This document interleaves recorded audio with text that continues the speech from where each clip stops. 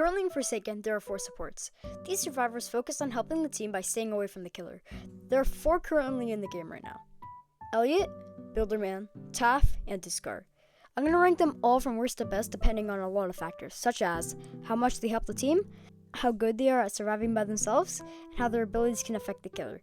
Disclaimer! This is my opinion. Don't burn my house down because I rated your favorite sport low. Also, make sure to subscribe. Anyways, let's start the video. What are you doing? What are you doing? I'm adding this to the... Number 4, Taff. Taff is kind of like a worse Builderman in my opinion. His traps do not work against anyone with 2 brain cells, and that isn't Jason.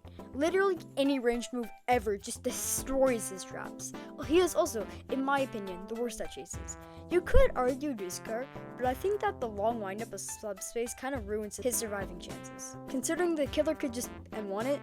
Speaking of his moves, let's talk about that. His tripwire is honestly very situational. If the killer walks into it, it gives them slowness 2 and highlights them to all the survivors. It can be really good if the killer decides to walk into it, but it's so obvious where it is. Considering literally any move in the game can counter it, you have to be sneaky with it. On glass houses though, it can be very, very hard to see, specifically in this area over here. It's almost impossible to see it. But that is the only consistently good use of it. All other places are so obvious that it's painful. Next, let's talk about subspace. This move explodes all over the killer and Taff if he's nearby, and basically makes them stun for 3 seconds. This move is almost useless in a chase and can be M1, just like Tripwire. It's so easily counterable. His kit does absolutely nothing in a chase, making him by far the easiest survivor in the game to kill. 40 people voted on which support they thought was the best, and out of those 40 people, 2 voted Taff. 2! Taff is annoying in the right hands, but good, I'm not sure. This is true. If you put your tripwires in dark maps like glass houses in good places, it can be hard for the killer to see. But most of the time, Taff is just kind of a nothing burger, considering literally all of his traps can just get hit by literally any attack in the game. This I think sums up Taff perfectly, although there are 2 very good things about Taff. Number 1, Jason. Jason can't really counter Taff at all. He can multi-hit, but because he has no ranged abilities to hit the Taff traps, he is probably going to get hit by something at least. He is the most annoying survivor if the entire lobby decides to play him. It's almost impossible to win against a lot of Taffs because of how they can spam subspace and tripwires. They can't protect themselves. Their traps do not work against every killer except partly Jason. Overall, Taff is mid. Change my mind.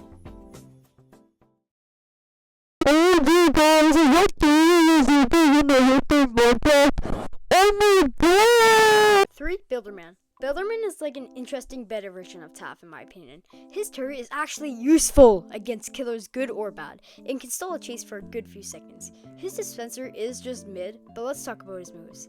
His first move is turret. Builderman starts building a turret that takes 6 seconds for it to get built. Builderman also gets weakness 1 for 2 seconds while building the turret. The turret has a 45-second cooldown. This move is like Subspace Strip Mine, but on steroids. The only killer that could get remotely close to countering it is 1x with Mass Infection, which even if they are using Mass Infection on it, it's a waste of a Mass Infection. Alright, I should probably save the turret glaze for later, but let's talk about his other move, the Dispenser. Builderman takes 6 seconds to build the dispenser that heals survivors very slowly. This move has some good places to put it, like Yorick's resting place, but the healing is so slow. Yes, it could heal a person to 100%, and it is still healing, but it's agonizing staying there for 1 minute just to heal to 100 HP. Not only that, the killer can probably find you in that timeline. So his healing is kind of mid most of the time. So with all that, let's talk about some tech and other stuff you could do about Builderman. There are some maps, some places that the killer can't get your turret easily. The best example of this is Yorick's resting place. You can place down your turret in this place in the graveyard, and the killer will have to go all the way up to get it, which can be a waste of time in a chase, no matter if he destroys it or not. Builder is the best in my opinion because his turret is OP against killers like Cool Kid and Jason because speed is essential in their chases. A dispenser is a nice add-on too and is actually underrated in my opinion. Yes, his turrets are good, but the dispenser isn't underrated. It's honestly just kind of useless. As I've been talking a lot about Builderman, you've probably realized something. I've only been mentioning his moves on Yorick's resting place because he's infinitely better on the map than a map like Underground War, which makes Builderman, drumroll please, map dependent. The worst trait a character could have in Forsaken. With that knowledge, Duskar should be last place because he's more map dependent than Builder. But we are basing this off the high skill level you could be with them. So in this scenario, you would be the high skill ceiling with each, which means Duskar will excel. Builderman can really struggle on maps like Underground War because there aren't any good or popular spots really. So the best you can put it is just place your turret out in the open. But the chances are, the killer will just be layer below or above. Also, shout out to Moonsilly to this message. They explain why they think it's good or bad better than I do. Also, if you want to be mentioned in my videos, whenever I do community poll, just state why you think what you think.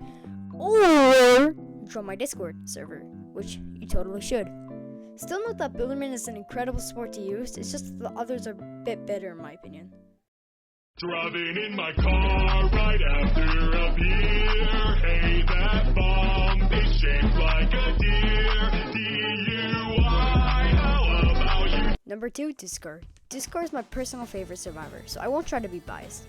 Duskar is the best support for stopping chases. He is very, very disruptive. Let's get into his moves. His first move is Spawn Protection. He uses his 1 to cast a Spawn Protection move that makes a survivor get resistant 5. This move has a 30-second cooldown and shields the survivor for 3.5 seconds. This move is really, really good for interrupting chases, and if the killer is Jason, maybe even a gashing wound. Not only that, because Duskar can actively move while casting it, unlike before the Noli update, this became a very, very good move. His second move is Plasma Beam, where he shoots out a plasma beam that can speed up survivors or slow down killers. If you hit a survivor, it gives them speed 1 for 4 seconds and an overheal 40, making them basically immortal for a little bit. If you zap the killer, it gives them slowness 2 for 3 seconds. This move is incredible for stopping chases. If you hit the survivor, a sentinel or a support like Elliot could come help, which basically stops chases entirely. He also has a passive that makes him float, so yeah, you can't hear his footsteps. Duskar is like a brick wall between the killer and the survivor. It can almost be impossible to break through it. However, they can't really do much in a chase. If you're careful, you can slow down the killer, but that is rare. His passive, which makes him float, can make you lose track of him, making him very dependent on his team, which, let's be honest, they're all a bunch of mindless little monkeys playing Shaletzky or Guess. Duskar is the best support because he could do Builderman's work slowing the killer while speeding the survivor. He can force field, which gives the survivor some immunity to run away, and if you're going up against a 1x, and 1x entanglements a survivor and gets ready to mass infection up close, Duskar can just force field or plasma beam to tank it, not even mentioning the slow cooldowns. That's true. He can't really defend himself. If he had something like Rush Hour or something to defend himself from the killer, he would be 100% the best. So he's just so vulnerable. Duskar is easily the best support if you know how to do them. I guess that's true, if you are able to loop the killer easily. Overall, Duskar is my personal favorite survivor in the entire game, but I don't think he beats the final support on this list. Duskar can slow down the killer and give the survivors protection. Everything he said is true, although I think one more support is better. Also, shout out to Concha on my Discord server for writing this entire essay on Duskar. They explain stuff a lot better than I do on why they like Duskar or not.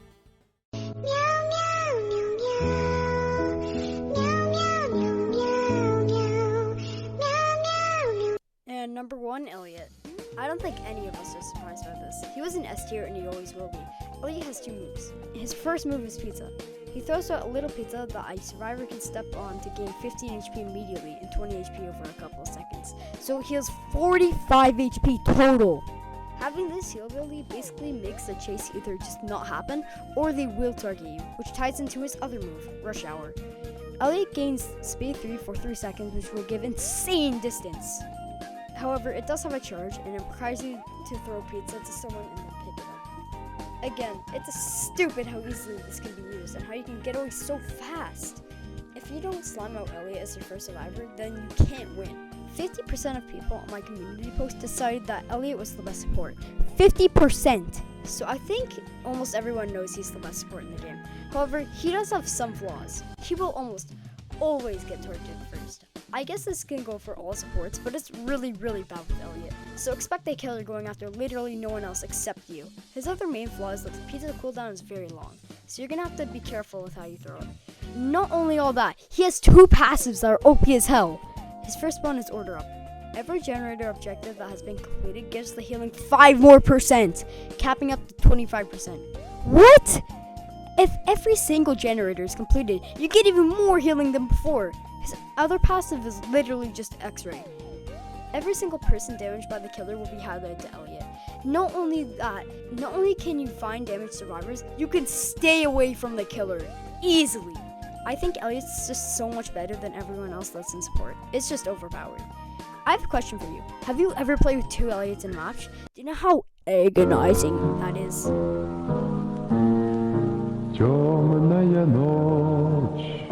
Overall, I think it's pretty obvious why Elliot is so good. He can heal anyone, he has X-ray hacks, and he's an amazing ability to gain distance. And yeah, that's my ranking. The funny part is that this ranking is almost accurate to what most of you guys voted. If we look at this poll, almost all my rankings are accurate, which is interesting. If you want to be mentioned, just respond to the community poll. It's not that hard. Or, the easier way, join my Discord server. If you want, you can recommend video ideas, talk to other people, or just chill. That's it. Bye.